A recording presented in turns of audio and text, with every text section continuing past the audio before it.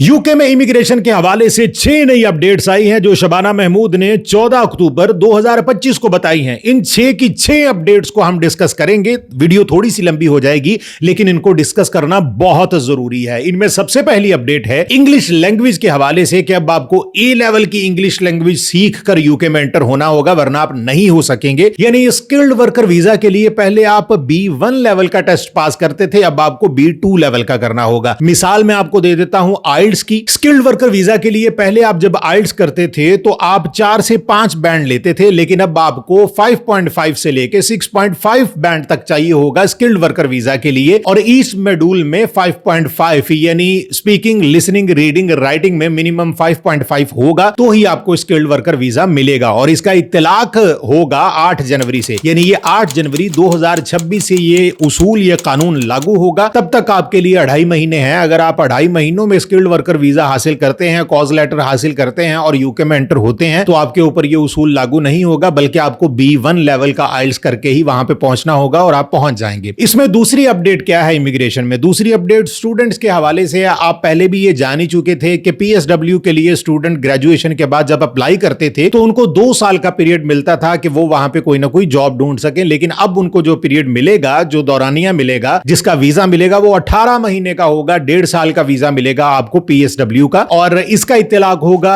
1 जनवरी 2026 से। यानी अगर अभी भी जो स्टूडेंट इस वक्त यूके में मौजूद हैं और उनके कोर्सेज जो हैं वो जारी हैं और वो PSW के लिए 1 जनवरी 2026 के दिन या उसके बाद किसी भी वक्त अप्लाई करते हैं तो उनको जो वीजा मिलेगा वो 18 महीने का होगा। तो ये एक बैड न्यूज है, खास तौर पर उनके लिए जो इस वक्त यूके में तालीम हासिल कर रहे हैं। तीसरी अपडेट जो है वो भी स्टूडेंट्स के लिए है। उसमें यह है कि जो नए आने वाले स्टूडेंट्स हैं जिनको यूके में आना होता था, अब वो अपनी बैंक स्टेटमेंट पहले से भी ज्यादा रकम के साथ शो करवाएंगे। यूके सरकार ये चाहती है कि अब पहले से ज्यादा रकम जो है वो आपके अकाउंट्स में होनी चाहिए। वो रकम कितनी होनी चाहिए वो अभी तय नहीं किया गया, लेकिन एक बात तय है कि जितनी पहले आप बैंक स्टेटमेंट शो करवाते थे उससे कहीं ज्यादा आपको शो करवानी होगी। यानी एक तरह से नए स्टूडेंट्स का भी रास्ता रोका गया है। चौथी जो इसमें अपडेट है वो ये है इमिग्रेशन स्किल्स सरचार्ज के हवाले से। ये एक फीस होती है। यूके में मौजूद कंपनियां जब भी किसी गैर मुल्की को स्पॉन्सर करके स्किल्ड वर्कर वीजा के ऊपर अपने पास बुलाती हैं तो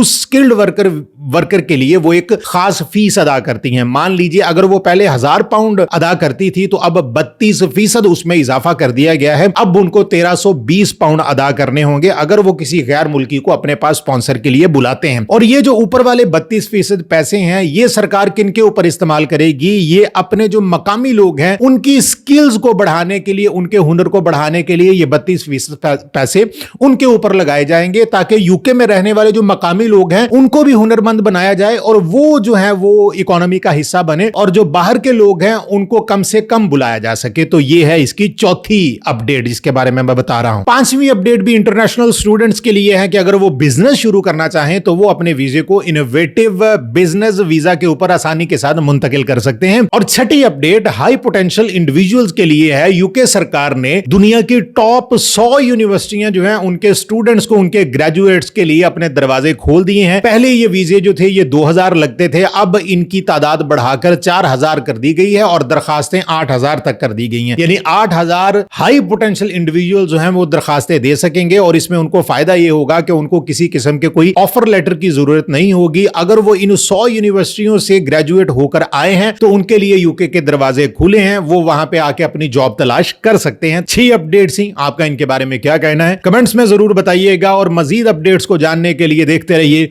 नेक्जा न्यूज।